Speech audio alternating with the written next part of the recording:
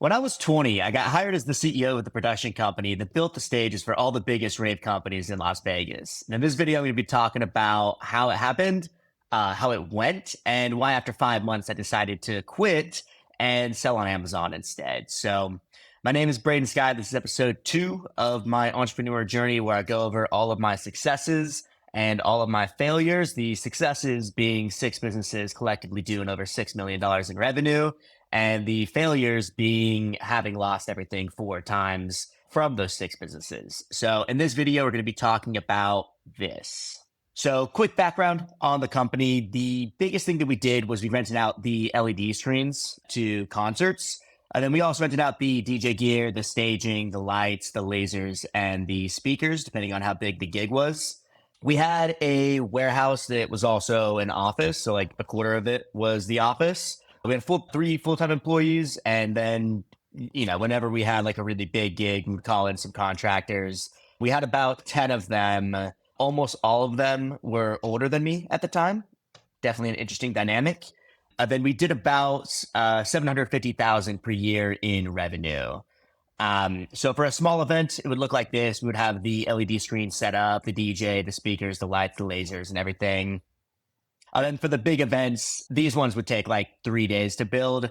Giant LED screens, the lights, the trusses. You can't see lasers and everything in here, but then we'd also have like, special effects and confetti and everything. So the last video I made, I went into more detail about how it happened. I'll give a quick summary. But in May 2016, I started working for Final Source as a stagehand. So I was a DJ, and I wanted to start building the stages for all of the big rave companies in Las Vegas. I found out that there was a single company that did all of the same companies that I wanted to work for. And, May 2016, I got hired with them. February 2016, I decided to start my own company, High Energy Event Productions, which was basically doing the exact same thing, renting out DJ equipment and speakers. And I ended up doing so well that I kind of started poaching clients from Final Source while I was still working as a contractor with them. In June 2017, the owner of Final Source saw the success that I was having, and he wanted to start a new business. So he promoted me as CEO to his company. Then in November 2017, I decided to resign. So the obvious question would be, is it smart to hire a 20-year-old to run your company? Definitely not a good idea. Definitely not the most experienced person to hire to run your company. There was also some funny logistics issues. So like Hakkasan was a big client that we had. It's like a giant nightclub in Vegas, and you have to be 21 years old to get in. So we were doing, we were renting out these LED screens for a corporate event. We came in through the loading dock, so no security there. But then I left through the main entrance to go grab like a soda or something in the casino. And when I was coming back, I had to argue with the security for like 20 minutes to get them to let me back in. Because they checked my ID. They're like, hey, you have to be 21 to get in here. And I was like, well, I'm only 20, so what do you want me to do about this? How do you want to resolve this? I'm running the company that's renting out all of these LED screens that need to be watched and make sure that they're good.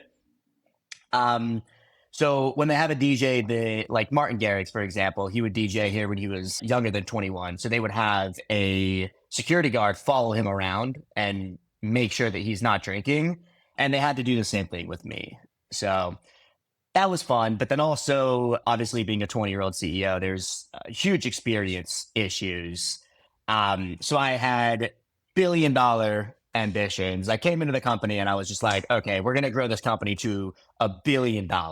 And Nesta, the founder, the owner, was like, okay, great, let's do it. $1 billion. Absolutely. How do you want to do this? And I was like, well, I've been listening to Tony Robbins recently and learning about the law of attraction, and we're just going to manifest it, bro.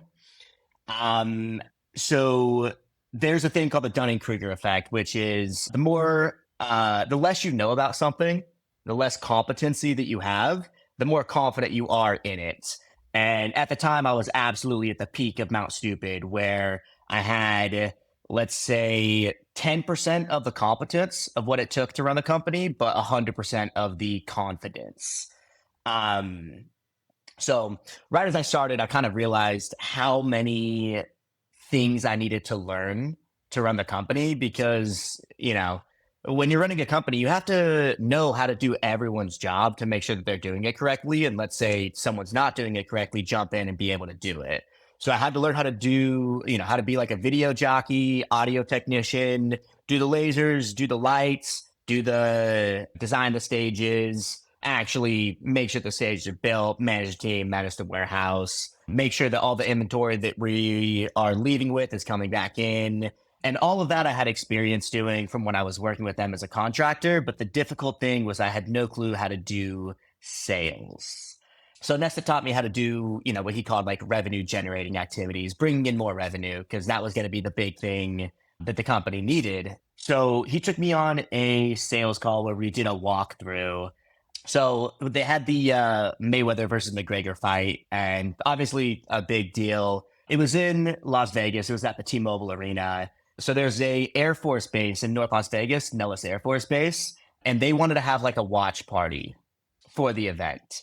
So we did a walkthrough, and it was just my first experience in doing, let's say, like high ticket sales. Um, so, we did the walkthrough. We talked about all of the things, all the value that we could provide. We could put lights here and an LED screen here and, whatever. Then when it came to the price, the client was like, okay, so like, how much is it going to cost? And I'm glad I didn't say anything because at the time I was going to be like, oh, dude, we could do this for like $1,000 or $2,000. And Nesta was like, okay, well, we have two packages. The smaller one would be 4,500. The bigger one would be 6,800. Which would you prefer? And when he did that, my jaw just kind of like dropped because, $6,800 was like twice the price that I paid for my first car. And I couldn't imagine someone agreeing to that. And he didn't agree to the 6,800, but he was like, okay, I like the 4,500, but the 6,800 was a good price anchor. So that was my first, introduction into sales. Then when the event actually came, there's a little bit of a pattern where a lot of the events that we did ended up being shit shows. Some of the events we did, especially the smaller events, we did them super well. No worries. When something was new, it was a lot harder. And for this one, we didn't anticipate a lot of the problems that we were going to have. So we were going to build one of the LED screens. So picture one of these, but more like rectangular. And we were going to show the fight on the screen. And then we were going to have a bunch of lights around the room, and we were going to make it look like the T-Mobile Arena. The ceiling was too low, and we couldn't set up the staging to hold the LED screen. So then we had to like modify the LED screen a bunch of different ways. And basically, it was one of those situations where everything that could go wrong did go wrong. And the day of the fight, Nesta was friends with Mayweather. So he went to the T-Mobile Arena and his phone was off, right? He's at the show. So I had to figure out how to do everything myself. And the LED screen just went completely dark. And during the show, we got this, $3,000 LED screen that people are supposed to be watching the fight on, and everyone's just watching it on the regular TVs. And I didn't know how to fix that. And it was super embarrassing because I definitely felt like we oversold it. But the grand finale where we're going to redeem ourselves. So this was the warehouse. We had these confetti cannons. And we had it hidden behind the LED screen. And the plan that, the audience didn't know about is we're going to walk out. And once they announce who the winner is, we come out with the confetti cannon. We blow confetti over everyone and we can redeem ourselves for the LED screen not being as good. So the fight goes on. I'm watching the fight. The fight ends. We come out with the confetti cannon. And once they're like, and Mayweather wins by knockout, I turned the nose of the confetti cannon and nothing happens. It just makes this super loud noise. And, I guess there was an issue with the like the compressed air tank.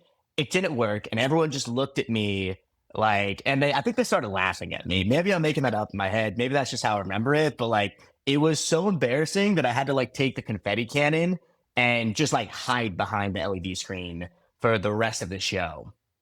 So this event was basically a total shit show, and it came right after another event that was also a shit show literally a week earlier. So for the Zomboy tour, he's like a big dubstep DJ. They did like the Rock and Roll tour at the World Market Center pavilions, which are, these massive tents for like music festival sized gigs. They were definitely the biggest gigs that we would have done. I couldn't find a picture of this exact event, but here's another stage we did a couple months before at the same venue for XO. So it would take like 3 days to build these stages. And, for size, here's me next to the speakers. The stage level's right here, which is right there. So this thing is big. Here's me cheesing in front of the DJ gear. But for this event, we had a bunch of issues with the load in. So actually, like building the stages.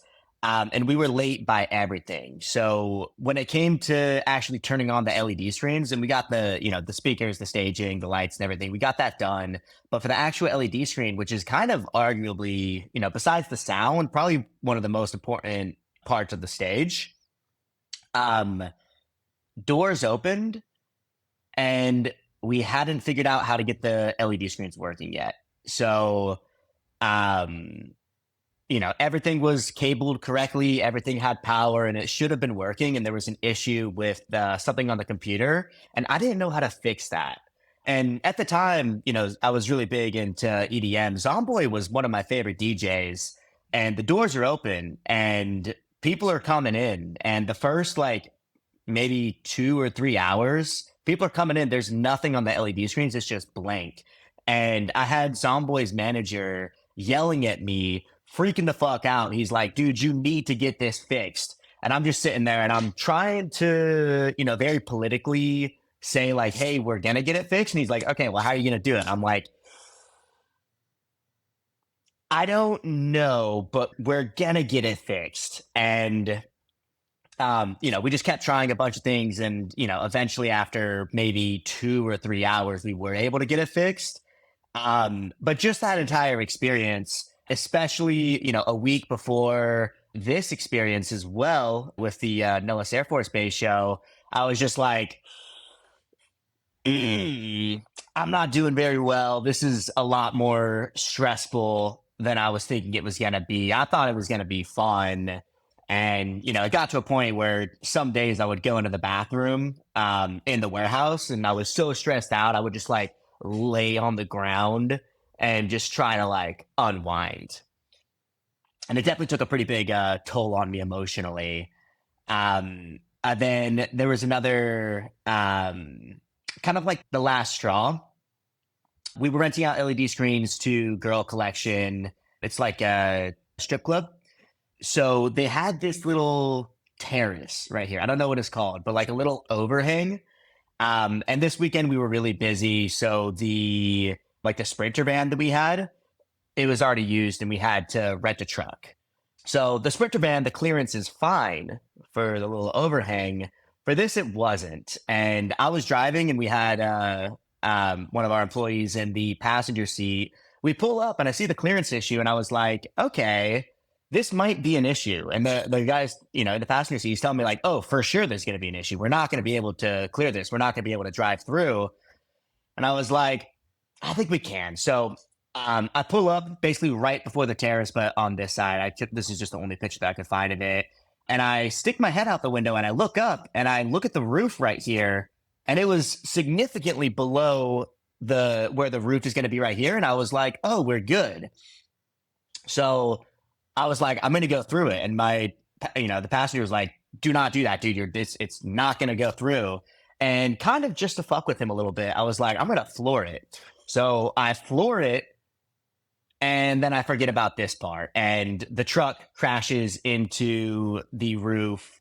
And yeah, that kind of sucked. And I ended up having to pay for that.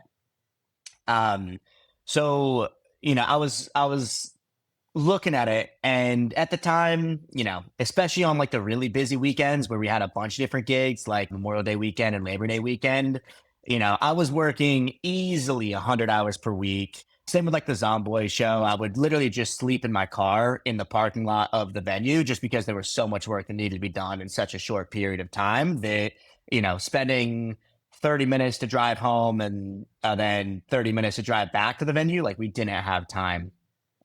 And as the CEO, I was only making $12 an hour. And I also had $10,000 in debt from the first company that I started, renting out the DJ gear and the speakers. And when we merged, when I became CEO, we basically like merged companies, and I just gave them all of my equipment essentially for free. I still had ownership of it, but they would rent it out, and I wouldn't be compensated for that. So I had 10,000 in debt, and I just added an extra $4,500 in debt from the crash. All right, that's my fault. But I was looking at it, and I was thinking I was gonna make a bunch of money. And after 5 months, I had more debt than I did when I started. And it kind of started putting, it kind of started having it become more realistic. So going back up here, the longer time went on as CEO, the more I switched from the peak of Mount Stupid, sliding down into the valley of despair. Um, until eventually I read this book, The E-Myth Revisited. I think one day I'll probably do a review of it and a summary. Amazing book. But there was one specific section that asked about an opportunity worth pursuing. So it says an opportunity worth pursuing is a business that can fulfill the financial needs you've created. Just that little section. Basically, what it says is like, look at what you want your life to look like. Will this opportunity make your life look like that? If it's not going to make your life look like that, it's not an opportunity worth pursuing, no matter how exciting, interesting, or appealing the business is. And at that point, I kind of realized what I wanted to do is I wanted to live the 4-hour work week. And I wanted to be a digital nomad, travel around Thailand, Vietnam, Philippines. And the odds that I was going to be able to do that while running this company were zero. And I kind of realized that, I asked myself, like, is Final Source an opportunity worth pursuing? And the answer that I had was no. Um, so after a couple weeks sitting on it, I talked to Nesta and I told him that I was going to be resigning and that instead I'm going to try to sell on Amazon. That way I can go be a digital nomad. And if you want to know how that went, that will be the next video. Spoiler alert, it didn't go well. But if you want to watch that, you can click right here. My name is Braden Sky. Thanks for watching.